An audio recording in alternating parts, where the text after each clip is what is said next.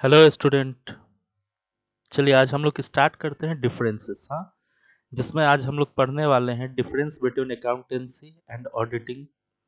उसके बाद फिर अगला डिफरेंस हम लोग पढ़ेंगे difference between auditing and investigation. और फिर तीसरा डिफरेंस हम लोग पढ़ेंगे difference between book keeping and accountancy. हाँ, तो चलिए हम लेक्चर शुरू करते हैं। हाँ, और देखिएगा, समझिएगा बातों को कैसे क्या है। हाँ, तो ये सबसे पहला डिफरेंस आज हम लोग स्टार्ट करते हैं अकाउंटेंसी वर्सेस ऑडिटिंग। देखो, अकाउंटिंग अकाउंटेंसी क्या होता है बाबू, तो देखेंगे nature. It is constructive in the nature as it is concerned with the completions of the accounting information and preparing profit and loss accounts and balance sheet। देखेंगे। हाँ, तो accountancy का जो मेन मतलब होता है, अकाउंटेंसी जो हम बनाते हैं तो इसका जो मेन मोटिव होता है, हाँ, तो ये क्यों होता है, तो हम प्रॉफिट एंड लॉस अकाउंट्स और बैलेंस शीट को बनाने के लिए बनाते हैं। हाँ, इसका जो नेचर होता है कंस्ट्रक्टिव नेचर का होता है। यहाँ पे किसी चीज को बनाया जाता है, कंस्ट्रक्शन किया जाता है, समझ गए ना। यहाँ पे किसी भी चीज को बना करके देखा जाता है। अकाउंटिंग यहाँ पे किया जाता है, इसीलिए इसको कंस्ट्रक्टिव नेचर का हम कहते हैं। अब देखेंगे ऑडिटिंग में, समझते हैं। It is analytical in nature. अब क्या है कि अकाउंटेंसी जो बना उसी का हम एनालिसिस करेंगे कि क्या सही है, क्या गलत है, क्या होना चाहिए, क्या नहीं होना चाहिए, किस चीज को ज्यादा दिखा दिए, किस चीज को कम दिखा दिए। तो यहाँ पे क्या होता है बाबू, एनालिसिस होता है। जो भी अकाउंटिंग डाटा है उसका एनालिसिस किया जाता है ऑडिटिंग के अंदर। तो इसीलिए इसको हम लोग कहते हैं it is analytical in nature and is concern with the checking. और ऑडिटिंग में क्या होता है, चेक होता है। जो भी अकाउंटिंग हुआ है उसको चेक भी करेंगे ऑडिटिंग में। एंड वेरिफिकेशन और वेरिफिकेशन ऑफ फिनेंशियल स्टेटमेंट। और जो भी फिनेंशियल स्टेटमेंट यहाँ बनाया गया है अकाउंटेंसी के अंदर, उनको हम लोग क्या करेंगे, चेक करेंगे। कहाँ पे, ऑडिटिंग में लाके। हाँ, ऑडिटिंग में चेक करेंगे, वेरीफाई करेंगे कि क्या जो भी डाटा दिखाया गया अकाउंटेंसी के अंदर, अकाउंटिंग जिन चीजों का किया गया क्या वो सही में है या कुछ गलत तो नहीं दिखा दिया गया। तो इन चीजों का वेरिफिकेशन हम ऑडिटिंग में करेंगे। यानी कुल मिला के देखा जाए तो ऑडिटिंग का जो नेचर है एनालिटिकल नेचर है। हाँ, चलिए अगला देखते हैं, सेकेंड पॉइंट। अब सेकेंड पॉइंट में क्या है कि is work is completed on the basis of some definite and traditional rules and principle। तो अकाउंटिंग के अंदर देखिए कुछ रूल्स एंड प्रिंसिपल पे काम किया जाता है, समझ गए ना। मान लीजिए अकाउंटिंग में अगर हम काम करते हैं तो अकाउंटिंग स्टैंडर्ड के हिसाब से हमें काम करना पड़ता है। हाँ, कुछ एजम्पशंस वगैरह दिया गया उसके अकॉर्डिंग हमें काम करना पड़ता है, समझे। तो कुछ एजम्पशंस, कुछ अकाउंटिंग स्टैंडर्ड को ध्यान में रख के हमें काम करना होता है। लेकिन अब यहाँ हम ऑडिटिंग में अगर बात करें तो ऑडिटिंग देखिए, ऑडिटिंग है क्या कि यहाँ पे हम परिस्थिति को देखते, किस परिस्थिति में हमें कैसे काम करना है। हाँ, यहाँ पे किसी भी प्रकार का आपको कोई not bound by any specification rule, यहाँ पे कोई स्पेसिफिक रूल नहीं है। ऑडिटिंग करने के लिए कोई स्पेसिफिक रूल नहीं है, समझ गए ना। यहाँ पे आप इंडिपेंडेंट हो। जो भी ऑडिटर होता है बिजनेस का, क्या होता है, इंडिपेंडेंट होता है। उसको किसी भी प्रकार का कोई बाउंडेशन उसके ऊपर नहीं होता है। वो कैसे काम करता है बाबू, सरकमस्टांसेस यानी परिस्थिति के अकॉर्डिंग काम करता है, समझ गए ना। तो देखिएगा परिस्थिति क्या है उसके अकॉर्डिंग ये काम करेगा किसी भी मतलब इंस्टीट्यूशन में। हाँ, तो ध्यान देंगे ऑडिटर वैसे होता कौन है, तो बाहरी व्यक्ति होता है, समझ गए ना। फिर हम लोग देखते हैं आगे अगला अंतर क्या है। देखो, beginning the work of accountancy begins where book keeping end. देखो, अकाउंटेंसी बिगेन्स, कहां से अकाउंटिंग का काम चालू होता है, जहां बुक कीपिंग एंड होता है।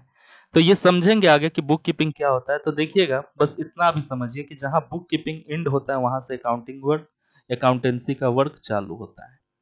अब ध्यान दीजिएगा, जहां अकाउंटेंसी एंड होता है, जहां अकाउंटेंसी पहला क्या था, बुक कीपिंग एंड हुआ तो अकाउंटेंसी चालू हुआ। अब अकाउंटेंसी का वर्क खत्म हुआ तब ऑडिटिंग बिगिंस, तब ऑडिटिंग चालू होता है जब अकाउंटेंसी एंड होता है। चौथा देखेंगे बाबू, it's scope is restricted to the preparations of financial statement and their interpretations. अब देखिएगा, अकाउंटिंग का जो रूल्स है, अकाउंटिंग का जो स्कोप है वो ज्यादा है नहीं। हाँ, यहाँ पे क्या है कि फाइनेंशियल स्टेटमेंट बनाना है और उसको इंटरप्रेट करना है, समझ गए ना। लेकिन ऑडिटिंग का देखेंगे, ऑडिटिंग का स्कोप का अगर मैं बात करूं तो it is determined by the agreement between auditor and his client. यहाँ पे देखिएगा, समझिएगा कहानी को, कि जैसे मान लो ये एक बिजनेसमैन है, समझे, ये एक बिजनेसमैन है और इनका चल रहा है मत कंपनी, सपोज करो ये कंपनी है और ये एक सीए फर्म है। हाँ, और ये क्या है, एक सीए फर्म है। अब इन दोनों के बीच एग्रीमेंट होगा। अगर बिजनेसमैन ऑडिटिंग करवाना चाहता है अपने बुक्स ऑफ अकाउंट को, तो सीए फर्म और बिजनेसमैन के बीच क्या होगा बाबू, एक कॉन्ट्रैक्ट होगा। यानी ये क्या हुआ, बिजनेसमैन जो हुआ वो क्लाइंट हुआ। कौन हुआ, क्लाइंट हुआ। समझ गए ना, सीए फर्म का कौन क्लाइंट हुआ, सीए फर्म का क्लाइंट हुआ ये बिजनेसमैन, या ये जो भी कंपनी होगी वो क्लाइंट हुई। हाँ, तो यहाँ पे ध्यान दीजिएगा, तो हमने क्या बताया आपको, यहाँ पे हमने बताया कि it is determined by the agreement. यहाँ पे एग्रीमेंट होता है किन किन के बीच, तो ध्यान दीजिएगा, ये बिजनेसमैन और सीए फर्म के बीच। हाँ, तो यहाँ ऑडिटर और क्लाइंट का रिलेशन होता है। फिर देखते हैं अब अगला, अकाउंटेंट बनने के लिए नो फॉर्मल क्वालिफिकेशन। अकाउंटेंट आप समझ गए ना, बीकॉम भी रहेंगे, एमकॉम भी रहेंगे तो चलेगा। हाँ, अकाउंटेंट बन जाइएगा। अकाउंटेंट बनने के लिए कोई जरूरी नहीं कि आपको चार्टर अकाउंटेंट का परीक्षा पास करना होगा। लेकिन अब ध्यान दीजिएगा दूसरी ओर, ऑडिटिंग में ऑडिटर बनने के लिए must be A qualified charter accountant. आपको क्या होना पड़ेगा, एक सीए की डिग्री लेनी पड़ेगी, समझ गए ना। सीए का एग्जाम क्वालिफाइड करेंगे, उसके बाद ही आप ऑडिटर बन सकते हैं। उसके बाद भी कई रूल्स, कई नियम है, लेकिन फिलहाल हम अंतर स्पष्ट कर रहे, ज्यादा डीपली नहीं जा रहे, समझ गए ना। आपको एग्जाम के पॉइंट ऑफ व्यू से बता रहे हैं। तो यहाँ देखिएगा, ऑडिटर बनने के लिए आपको क्या करना पड़ेगा, चार्टर अकाउंटेंट की डिग्री लेनी पड़ेगी, तब जाके आप ऑडिटर बनोगे। फिर अगला देखते हैं, the main purpose is to find out. अब अकाउंटेंसी का मेन पर्पस क्या है, कि बिजनेस का financial position of the business जाने। अब फिनेंशियल पोजीशन में बाबू क्या जानते हैं, तो देखो, फिनेंशियल पोजीशन का मतलब होता है बैलेंस शीट, समझ गए ना। और यहाँ पे देखिएगा, तो मेन जो इसका पर्पस है बैलेंस शीट और बिजनेस का क्या प्रॉफिट एंड लॉस चल रहा है, बिजनेस प्रॉफिट में आ रहा है या लॉस में चल रहा है, समझ गए ना। तो ये eight the end of the year business profit में चल रहा है कि लॉस में चल रहा है, इन सब बातों को पता लगाना अकाउंटेंसी का काम है। हाँ, इसका जो है मेन पर्पस है ऑडिटिंग का, तो देखिएगा, ऑडिटिंग का main purpose is to ascertain truth. हाँ, क्या यहाँ पे जो अकाउंटिंग हुआ क्या वो सही है, उसकी सत्यता को जांच करना। And fairness, truth and fairness, वही सत्यता। हाँ, फिनेंशियल स्टेटमेंट किसका, of financial statement and comment thereon. अब यहाँ पे जो भी फिनेंशियल स्टेटमेंट बनाया गया है और इसके नीचे जो भी कमेंट लिखा गया है, तो इन सब चीजों का सत्यता जांच कहाँ पे होता है, ऑडिटिंग के अंदर। ऑडिटिंग के अंदर बस ये है कि जो भी अकाउंटेंट ने अकाउंटिंग किया है क्या वो सही से किया है, कोई चीज ऐसा तो नहीं, छुपाया तो नहीं। कई बार क्या होता है बाबू कि कंपनी किसी चीज को, स्टॉक को ओवर वैल्यूड कर देता है, समझ गए ना, या किसी भी एसेट्स को ओवर वैल्यूड कर देता है, समझे। वो कहेगा उसके पास रहेगा, सपोज करो लैंड एंड बिल्डिंग 50,000 का और कहेगा कि 1 लाख का है। तो इन सब गलती, ये सब कहाँ पे किया जा सकता है, यहाँ पे अकाउंटिंग में इन सब चीजों को करवाया जा सकता है। ऑनर प्रेशर देगा किसको, अकाउंटेंट को। लेकिन ऑडिटर तो एक स्वतंत्र व्यक्ति है, उसको तो प्रेशर दे नहीं सकता है। तो ये सत्यता चेक करेगा कि क्या सही में 50,000 का बिल्डिंग है कि 1 लाख का बिल्डिंग है, इन सब बातों का सही पता लगाना यहाँ पे। हाँ, फिर देखो reporting, the accountant is not required to submit a report on the accounts and statement prepared by him. अब इसको जो है कोई भी रिपोर्ट सबमिट नहीं करना पड़ता है, समझ गए ना, यानी पब्लिक के सामने या किसी के सामने इसको किसी भी प्रकार का कोई रिपोर्ट सबमिट नहीं करना पड़ता। लेकिन ये जो ऑडिटर होगा ना, ऑडिटर का जो रिपोर्ट बनता है उस रिपोर्ट को मान्यता मिलता है, समझ गए। इसी रिपोर्ट के आधार पर बैंक फाइनेंस करता है किसी भी कंपनी को, या जो भी कंपनी का शेयर होल्डर है वो सब विश्वास करता है ऑडिटर रिपोर्ट पे। तो ऑडिटर जो रिपोर्ट बनाता है, समझ गए, तो क्या बताता है कि भैया शुद्धता की 100% गारंटी है। क्या है? शुद्धता की 100। अगर ऑडिटर ने किसी रिपोर्ट को बनाया तो ये माना जाता है कि शुद्धता की 100% गारंटी है, ये रिपोर्ट सही होगा। हाँ, तो उसको प्रेजेंट करना पड़ता है, जो भी कुछ रिपोर्ट बनाया है ऑडिटर के द्वारा उसको प्रेजेंट करना पड़ता है कि हाँ मैंने ये ऑडिट करके दिया है। पब्लिकली प्रेजेंटेशन भी होता है उसका, और साथ साथ शेयर होल्डर जो भी होता है कंपनी का उसको भी दिखाना पड़ता है, साथ साथ मैनेजिंग डायरेक्टर वगैरह जितने भी होते हैं सबको वो रिपोर्ट जाता है, समझे। फिर अगला देखते हैं the accountant get monthly salary. Accountant को क्या मिलता है बाबू? Monthly salary. लेकिन ऑडिटर जो है, ऑडिटर को हम लोग क्या करते हैं, इसको एक auditor get fixed amount as per agreement. Auditor का अमाउंट फिक्स्ड होता है कि हाँ हम आपके कंपनी का ऑडिट करके देंगे, हाँ उसके बदले मुझे 5 लाख रुपया चाहिए, मुझे 4 लाख चाहिए। तो इस तरह का फिक्स्ड अमाउंट होता है। ऑडिटर को जो अमाउंट मिलता है वो सैलरी वाला अमाउंट नहीं होता, उससे सैलरी नहीं कहते हैं। ऑडिटर को जो अमाउंट मिलता है, समझे, उसे हम लोग सैलरी नहीं कहते हैं, तो कहते हैं फिर क्या है? तो उसको हम लोग कहते हैं रेम्यूनरेशन। क्या कहते हैं? रेम्यूनरेशन। तो देखिए ऑडिटर को जो भी अमाउंट मिलता है उसको हम लोग बोलते हैं रेम्यूनरेशन। उसका कोई फिक्स सैलरी वगैरह नहीं होता है ऑडिटर का कि आपको इतना महीने का सैलरी मिलेगा, समझ गए। चलिए फिर अगला देखते हैं हम। तो इट बिगन्स, अकाउंटिंग का काम जो है 1494 ईस्वी में चालू हुआ था फरा लुकास पेसियोली के द्वारा, हाँ, डबल एंट्री सिस्टम के रूप में। और ऑडिटिंग जो है इंडिया में कंपलसरी कब हुआ था? ध्यान दीजिएगा, इन इंडिया कंपलसरी जो हुआ था auditing 1913 under the company act. तो इंडिया में फर्स्ट टाइम जो है एक सही तरीका से कंपनी एक्ट का इंट्रोड्यूस हुआ था 1913 में, और उसी टाइम उसी एक्ट के तहत इंडिया में ऑडिटिंग करना अनिवार्य हुआ था, समझ गए ना, फर्स्ट टाइम। तो in India auditing was made compulsory in 1913 under the Indian company act. चलो बेटे, यहां तक अगर समझ में आ गया होगा तो लाइक सब्सक्राइब जरूर कीजिएगा। फिर आगे देखते हैं हम लोग ऑडिटिंग वर्सेस इन्वेस्टिगेशन। चलो बेटे, तो ऑडिटिंग वर्सेस इन्वेस्टिगेशन स्टार्ट करने से पहले हम ये जानते हैं कि इन्वेस्टिगेशन होता क्या है। ऑडिटिंग तो अभी आप देखे हैं ऊपर, इन्वेस्टिगेशन समझते हैं। देखो, अभी एक रिसेंटली केस है कि एक कंपनी है, अमेरिका का एक फर्म है, हाँ, जिसका नाम है हिंडनबर्ग। क्या नाम है? हिंडनबर्ग। हाँ, तो देखिएगा हिंडनबर्ग एक फर्म है। क्या है बेटे? एक फर्म है। तो ध्यान देना, हिंडनबर्ग एक फर्म है, और यहां पे अडानी कंपनी, और इंडिया का एक कंपनी अडानी, अडानी ग्रुप, समझे। तो ध्यान दीजिएगा, तो अभी अडानी ग्रुप जो है, तो ये क्या ऑडिट करवाता होगा कि नहीं करवाता होगा? सर ये बिल्कुल ऑडिट करवाता होगा, इतनी बड़ी कंपनी है, समझ गया ना, पक्का इसका ऑडिट होता होगा। तो अडानी कंपनी का जो ऑडिट किया हुआ फाइल है, ऑडिट किया हुआ फाइल है, देखिए जो फाइल ऑडिटेड है, तो ध्यान दीजिएगा इन्वेस्टिगेशन का मतलब क्या है, तो ये समझिएगा।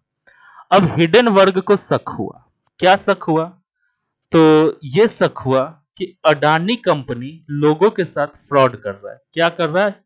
अडानी कंपनी लोगों के साथ फ्रॉड कर रहा है, अपने शेयर होल्डर को मैनिपुलेट कर रहा है, या दुनिया को बलगला रहा है, मैनिपुलेशन कर रहा है अडानी। हाँ, तो अब ध्यान दीजिएगा, तो हिंडनबर्ग क्या किया? हिंडनबर्ग इस कंपनी पे क्या किया बाबू?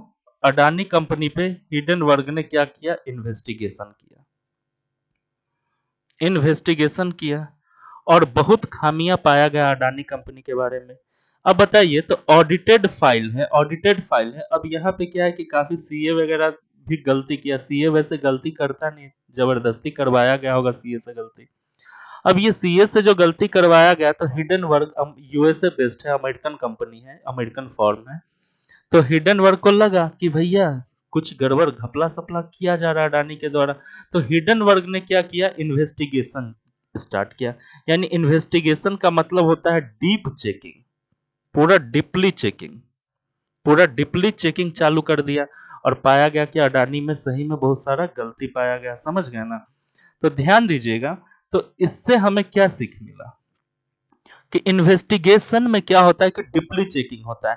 और ये था कि इन्वेस्टिगेशन कोई भी कंपनी किसी भी कंपनी के ऊपर, इन्वेस्टिगेशन कोई भी व्यक्ति किसी भी कंपनी के ऊपर करवा सकता है, उस कंपनी का फाइल ऑडिटेड है तो भी। समझ गए ना?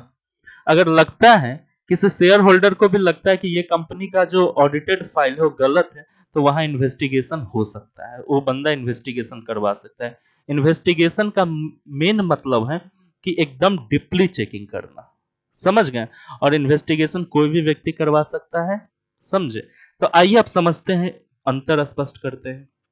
देखिए, तो सबसे पहले हम ध्यान देंगे, देखो, auditing is concern with examine. Auditing में क्या है, examining the accounts and reporting the financial.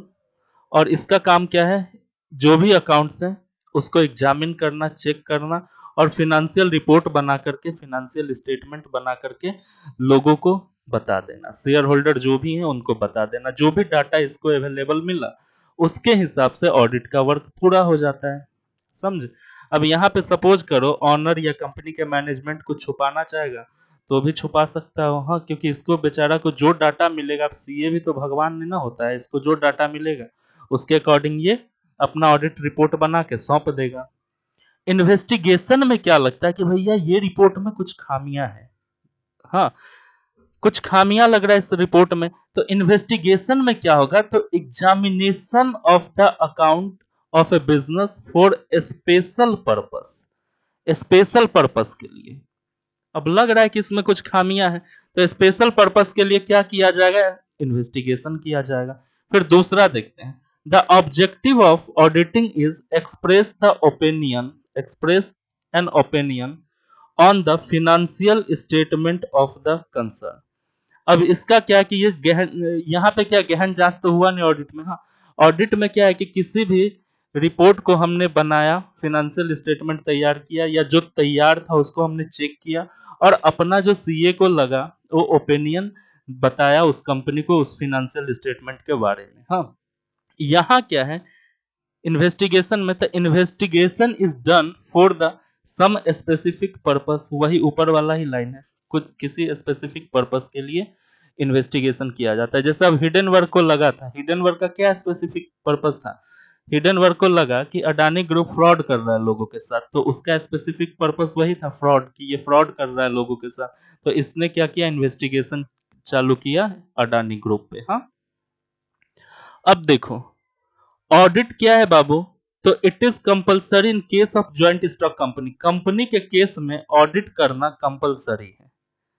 समझे? तो ज्वाइंट स्टॉक कंपनी अगर है, जो कंपनी शेयर वगैरह इशू करती है, तो उनके लिए ऑडिट करना अनिवार्य है।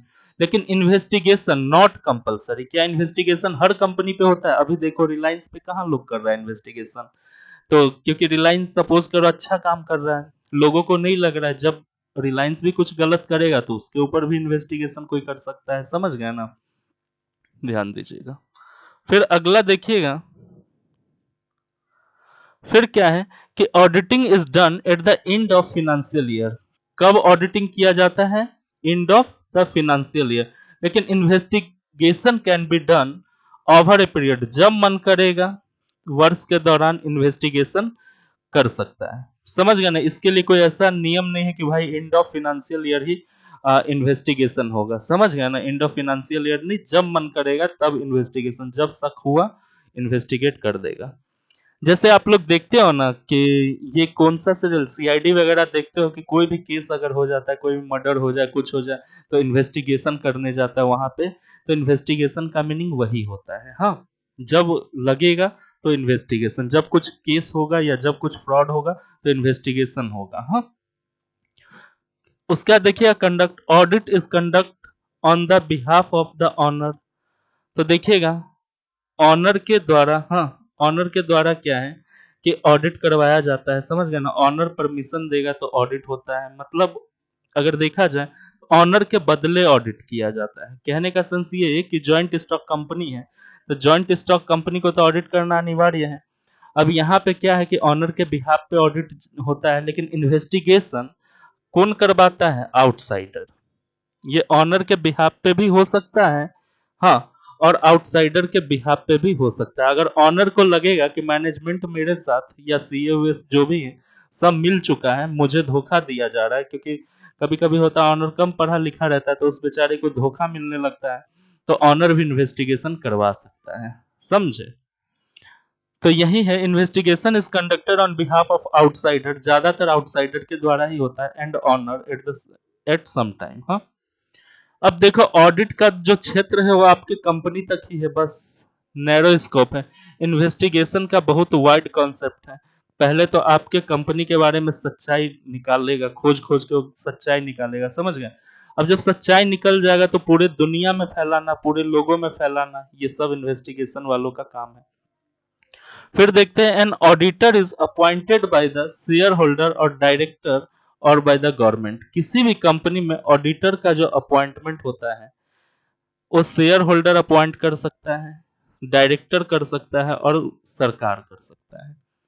इनके द्वारा ऑडिटर का अपॉइंटमेंट होता है जो ऑडिट का काम करता है।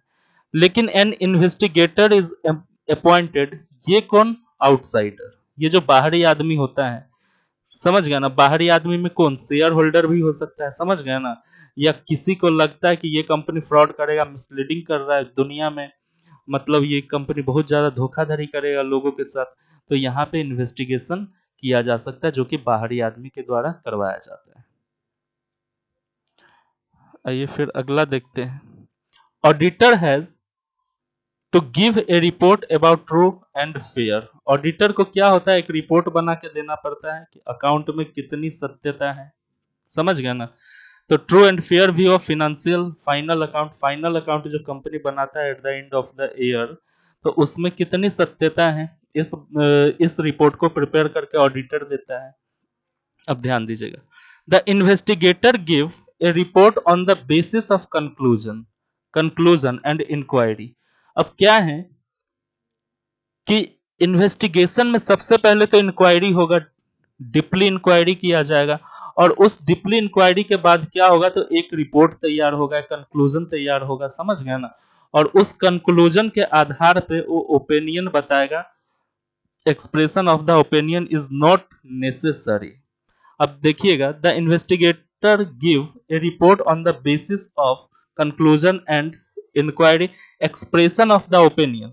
अब यहाँ पे क्या है बाबू कि इन्वेस्टिगेटर ओपिनियन, विचार उचार आपको नहीं देगा कि आप कैसे सही करोगे नहीं करोगे, इसका काम है बस आपका पोल खोल हल्ला बोल, समझ गया ना। इन्वेस्टिगेटर का काम है बस आपका पोल खोलेगा, आपको विचार विमर्श ये सब नहीं देगा, हाँ आपका पोल खोल के ये पूरा मार्केट में आपको लेके आएगा कि क्या रियलिटी है इस कंपनी का। हाँ, अब देखना क्वालिफिकेशन की बात होती है तो ऑडिट करने के लिए आपको चार्टर अकाउंटेंट होना चाहिए। हाँ, सीए आप रहिएगा तभी ये किसी कंपनी में ऑडिट आप कर पाइएगा। हाँ, an investigation need not to be conducted by charter accountant. अब देखिएगा, इन्वेस्टिगेशन में जरूरी नहीं कि आप सीए हो, समझ गए। आप जैसे कि होता है ना, बहुत बहुत बड़े बड़े होते हैं, जैसे एमबीए वगैरह कॉलेज से करने के बाद फिनेंशियल रिसर्चर होता है। मतलब किसी भी प्रकार का आपको इस फील्ड का नॉलेज होना चाहिए, इन्वेस्टिगेशन का नॉलेज होना चाहिए आपको। हाँ, आप इन्वेस्टिगेशन में एक्सपर्ट हो, आपको स्किल हो, तो आप किसी भी कंपनी के फाइल को इन्वेस्टिगेट कर सकते हो, आपको उस रिगार्डिंग नॉलेज होनी चाहिए। फिर देखते हैं 10वां पॉइंट। हाँ, investigated account are not audited in ordinary course. अब देखिएगा, जो अकाउंट इन्वेस्टिगेटेड है उसको हम लोग ऑर्डिनरी कोर्स में क्या है कि मतलब ऑडिट नहीं करते हैं, समझ गया ना। ऑर्डिनरली ऑडिट नहीं करते हैं वहां पे। अब देखो, generally audited book of accounts are taken up investigated. अब ध्यान दीजिएगा कि ऑडिट किया हुआ जो अकाउंट्स है उसको हम लोग क्या करते हैं, जनरली इन्वेस्टिगेशन में लेते हैं कि भैया सीए ने जो अकाउंट्स बना के दिया है उसके अंदर क्या गलती है क्या सही है, उन चीजों का गहन जांच होता है इन्वेस्टिगेशन में, समझे।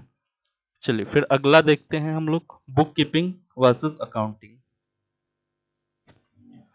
चलो बेटे, तो अब देखते हैं बुक कीपिंग वर्सेस अकाउंटिंग। हाँ, तो देखिए बुक कीपिंग वर्सेस अकाउंटिंग का कॉन्सेप्ट क्लास 11th में भी आपने पढ़ा होगा, इसीलिए मैं जल्दी जल्दी बोल के निकल जा रहा हूँ यहाँ पे।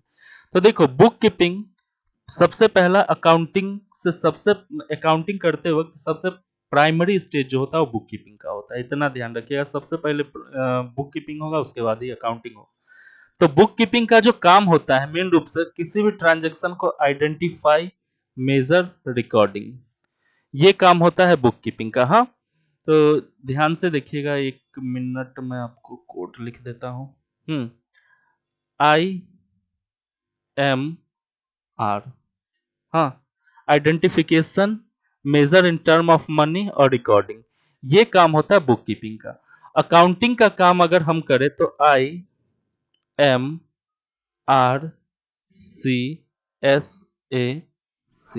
ये पूरा काम होता है अकाउंटिंग में। हाँ, अब ध्यान दीजिएगा, identification, measure, recording, classification, summarising और इसके बाद में एनालाइजिंग और कम्युनिकेशन। तो accounting means to summarise, analyse, interpreting the data. हाँ, तो ध्यान से इस पॉइंट को समझ लीजिए। तो अकाउंटिंग में क्या है, आइडेंटिफाई, मेजर और रिकॉर्डिंग, और सॉरी बुक कीपिंग में क्या है, आइडेंटिफाई, मेजर और रिकॉर्डिंग, और अकाउंटिंग में क्या होता है कि पूरा ये जो एक सीक्वेंस होता है ये पूरा अकाउंटिंग के अंदर किया जाता है। उसके बाद आइए ध्यान से देखते हैं, the main objective of book keeping is to record, इसका मेन ऑब्जेक्टिव है रिकॉर्ड ऑल बिजनेस ट्रांजेक्शन। और अकाउंटिंग का मेन ऑब्जेक्टिव क्या है, the main aim of accounting is to get know the communicate, मतलब अकाउंटिंग पूरा कंप्लीट करके, accounting पूरा कंप्लीट करके कम्युनिकेट करना उस डाटा को। किस किस को कम्युनिकेट किया जाएगा बाबू, अकाउंटिंग जो भी हुआ है वो कम्युनिकेट किया जाए, किसको, तो बताओ, शेयर होल्डर को। शेयर होल्डर, उसके बाद में ध्यान दीजिएगा कंपनी का जो ऑनर होगा। हाँ, उसके बाद में कंपनी में जो क्रेडिटर होते हैं, जो भी आउटसाइडर होते हैं। हाँ, तो इन सभी लोगों को, हाँ, यूजर को, जो भी यूजर है उस यूजर को अकाउंटिंग का जो भी स्टेटमेंट है वो कम्युनिकेट किया जाए। फिर अगला देखते हैं, book keeping is the first step. Book keeping क्या है, फर्स्ट स्टेप अकाउंटिंग का है। Accounting is the second step, जहां बुक कीपिंग खत्म हो जाता है वहां से अकाउंटिंग चालू हो जाता है। तो अकाउंटिंग क्या है बाबू, सेकेंड स्टेप है। उसके बाद फिर देखते हैं अगला point, for book keeping no higher and special knowledge required.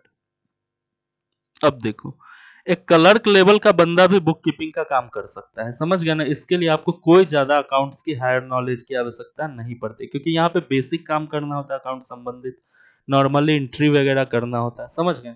अब यहाँ देखिएगा, for accounting as compare to book keeping an accountant must have higher and special knowledge about code of accounting and process. अब यहां देखिएगा, अगर हम compare करें book keeping से, तो बुक कीपिंग में तो एक क्लर्क लेवल का बंदा भी काम कर सकता है, जो कम पढ़ा लिखा है, अकाउंट्स के बारे में कम नॉलेज है, बस एंट्री वगैरह जानता है, वो भी काम कर लेगा।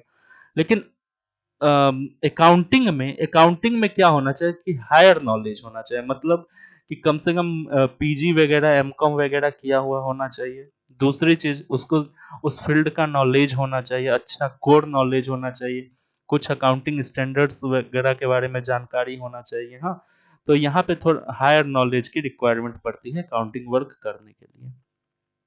उसके बाद देखते हैं बाबू ब्रांचेस। तो book keeping has no branch, book keeping का कोई ब्रांच नहीं होता, but it can be divided into two method, लेकिन इसको हम लोग दो मेथड में डिवाइड करते हैं। एक तुम्हारा सिंगल एंट्री सिस्टम से अकाउंटिंग किया जाता है, दूसरा डबल एंट्री सिस्टम से अकाउंटिंग किया जाता है। 11th जो बच्चा कॉमर्स से किया होगा वो जानता होगा इस बात को। हाँ, समझे। अब देखो फिर यहाँ पे क्या, अकाउंटिंग में accounting has follows, accounting has the following branches. तो अकाउंटिंग में जो नीचे लिखा हुआ उतने ब्रांचेस होते हैं, जैसे कि देखो, फिनेंशियल अकाउंटिंग होता है, कॉस्ट अकाउंटिंग होता है, मैनेजमेंट अकाउंटिंग होता है, ह्यूमन रिसोर्स अकाउंटिंग होता है, सोशल रेस्पॉन्सिबिलिटी अकाउंटिंग होता है, समझ गए ना। तो ये सब अकाउंटिंग के ब्रांचेस हैं। हाँ, उसके बाद देखते हैं book keeping has follow tools perform duty. Book keeping के अंदर जो बेसिकली काम होता है वो जर्नल बनाना, सब्सिडरी बुक बनाना, लेजर बनाना। और उसके बाद book keeping has following tools perform duty. अब देखिएगा यहाँ पे अकाउंटिंग होना चाहिए। हाँ, अकाउंटिंग हैज, ये गलत है। हाँ, देखिए इसको काट दीजिए।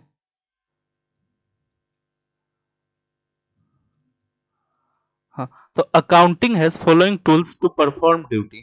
तो अकाउंटिंग में क्या होता है बाबू, तो देखिए समराइजिंग होता है। हाँ, ट्रायल बैलेंस बनता है, फिनेंशियल स्टेटमेंट बनता है, फिर इस फिनेंशियल स्टेटमेंट का कम्युनिकेशन होता है, समझे। तो ये काम है आपका बुक कीपिंग का।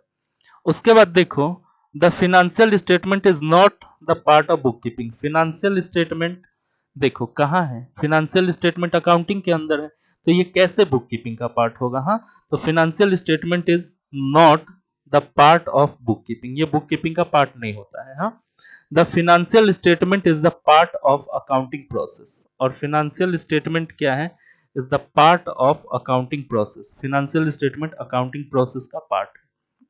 अब यहाँ पे यूजुअली पहले ही बता चुके हैं कि जूनियर स्टाफ जो क्लर्क लेवल का होता है वो बुक कीपिंग का काम कर लेता है, लेकिन यहाँ पे सीनियर स्टाफ होना चाहिए, उसको एक्सपीरियंस होना चाहिए या हायर एजुकेटेड होना चाहिए। हाँ, तो वही बंदा अकाउंटिंग का काम कर पाएगा। हाँ, जिसको वेल नॉलेज है, स्किल्ड है उस फील्ड का। हाँ, लेकिन बुक कीपिंग एक जूनियर स्टाफ के द्वारा भी किया जा सकता है।